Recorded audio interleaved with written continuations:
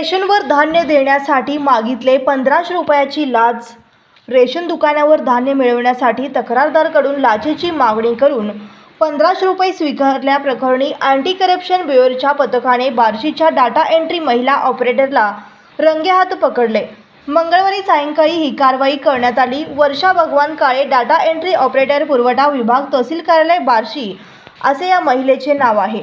यातील तक्रारदारी रेशन कार्डावर धान्य मिळत नसल्याने 14 जून 2024 रोजी अर्ज घेऊन बार्शीच्या तहसीलमध्ये पुरवठा विभागात काम करणाऱ्या डाटा एंट्री ऑपरेटर महिलेकडे गेले होते।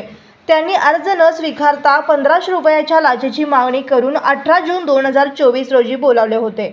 दरम्यान तक्रारदाराने लाचलुचपत प्रतिबंधक विभागाशी संपर्क करून तक्रार दिली होती।